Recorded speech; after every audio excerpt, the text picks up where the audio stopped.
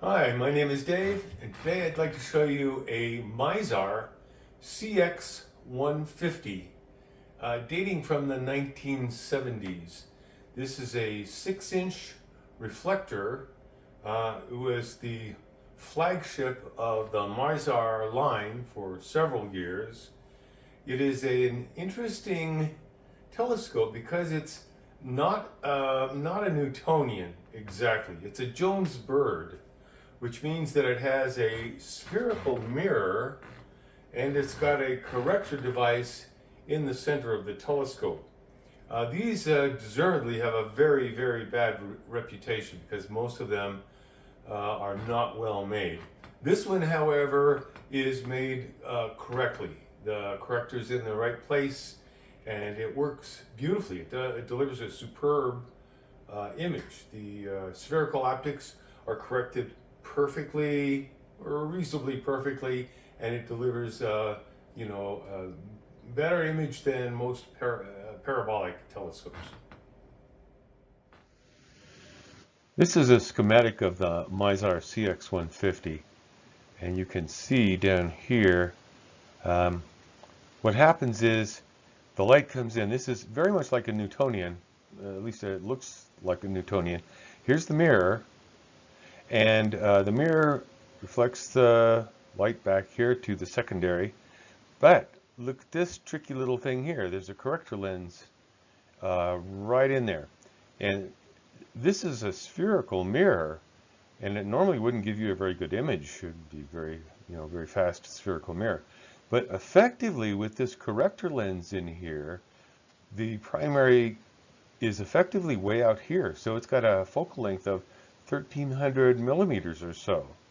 Becomes, instead of an f5 or so, to an f8.5, very long focal ratio. And the eyepiece is down here. So that's the way the telescope works. Most of the cheap Jones bird telescopes have a corrector up in here, and that may be part of the design problem with them.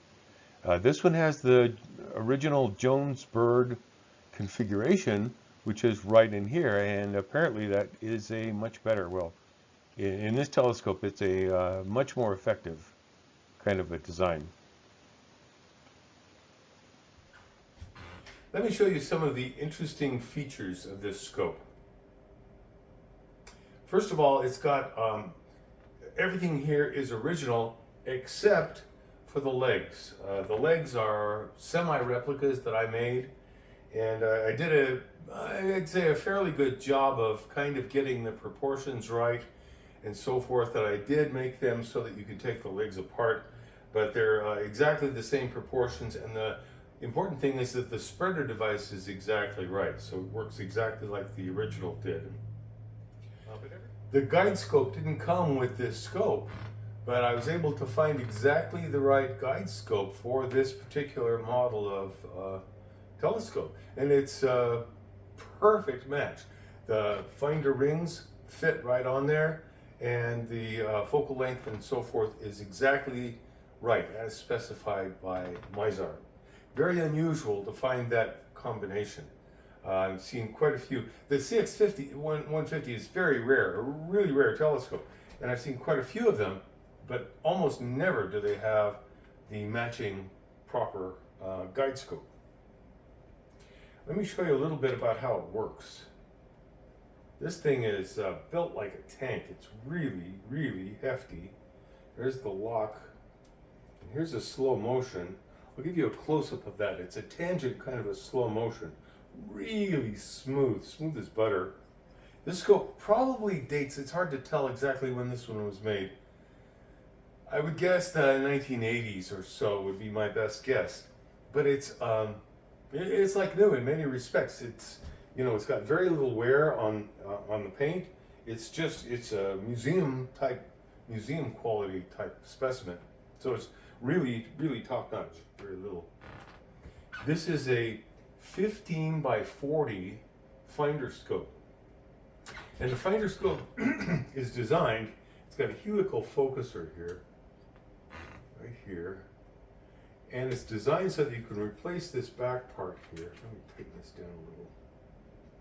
It's got you can replace this and put a start angle in there, and you can have a right angle finder at that point if you want, if you prefer that. So it's that's the reason for the kind of a long snout on that thing. Okay, here are the boxes for the CX150. These are the legs I made. These are semi-replicas, I would call them. They're the same length, at least approximately. They have the same kind of construction and so forth. These are bolt together rather than screw together. Theirs were screw together. These you can take apart for a little more convenience, if you should want to. And the color, of course, is not quite perfect. Here is the OTA, and you can see that the OTA, hey, instructions, what a deal. Unfortunately, they're in Japanese. But I have an app on my phone. I can sort of read the Japanese. Sort of. One thing you could notice is that the rings and the finder are mounted right on the scope. So you just pull the scope right out and you're ready to go. Here's a box of eyepieces, stuff like that. Oh, 965, of course. And over here we have the mount, and the mount is still in its original styrofoam. Slow motion control. I was very lucky that this is packed in with the mount, because otherwise I never would have been able to make the replica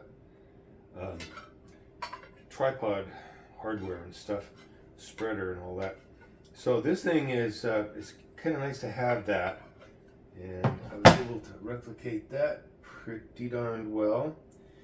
This thing is in there and it's on the base. Now when I'm going to assemble this, I'm going to take it off the base and use the base to set up the tripod, as you'll see here in a minute. There are the very heavy counterweights over there.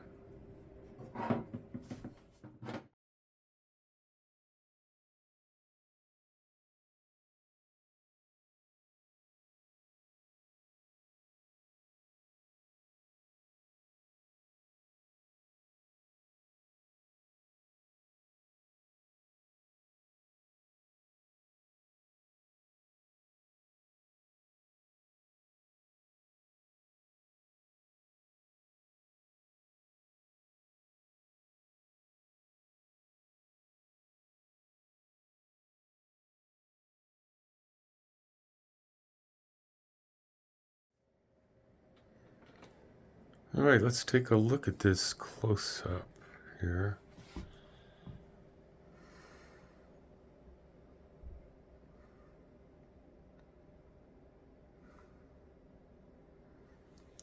Notice how this focuser, this thing comes way out. It focuses way out here somewhere. Kind of a strange optical system. These handles, I have become a big believer in these handles. This is a heavy scope, and at least for a heavy scope, it really makes a world of difference.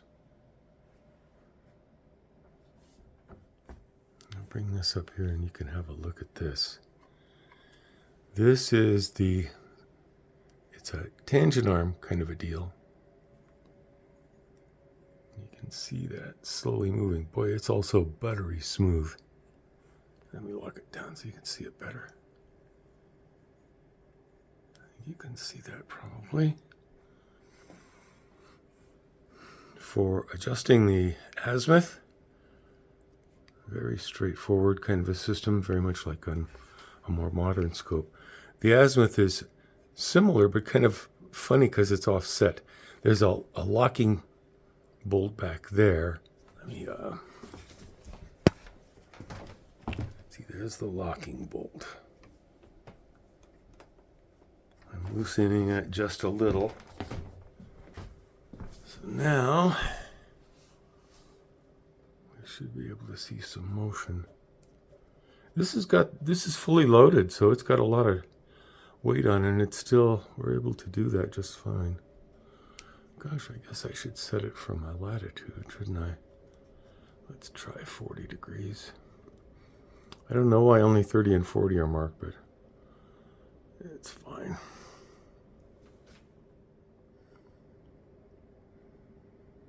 And here's the interesting tray mechanism. You can swing it aside.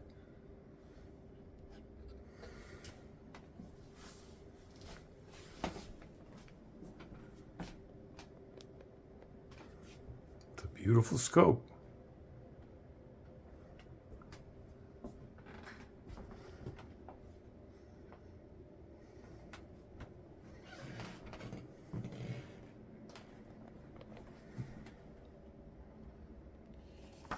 I have the instructions for the CX150,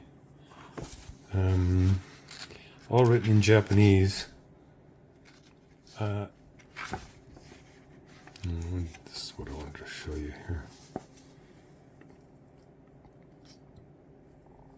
Now I think you can see that's a schematic of the scope, and it shows where the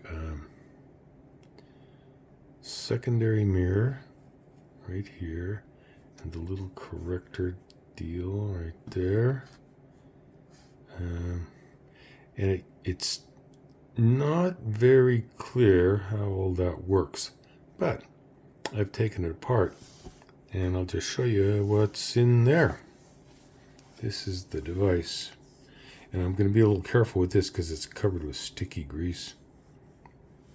But there's the device that hangs in the middle, and there's a fairly ordinary looking secondary inside there. I don't want to mess with it anymore. But I also wanted to show you this. This is what does the magic. Now, it's not much. There isn't much there, at least to the naked eye. It's clearly some sort of a refracting lens element of some sort, but it's very weak. At least it appears to be. Doesn't do very much.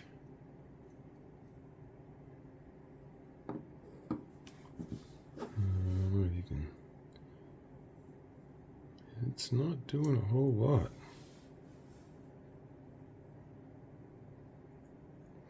But that's it. That's what does the magic. That's what makes it a Jones bird. Now, this is the spreader hardware. I made these three pieces here. This fits between the legs, and then this goes into the middle.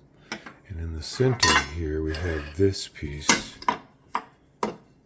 It's got a tray on the top, and the operational part is this thing. These three things slide in there and then lock into these notches. I'll turn it upside down so you can see. That locks in there like that. Now, I made these. These are replicas I made from photographs, and I'm sure they're pretty close to the original, but not exactly. Anyway, that's the way those work. Now you have two different settings for the spreader. You can loosen these up. You can have it further out like so.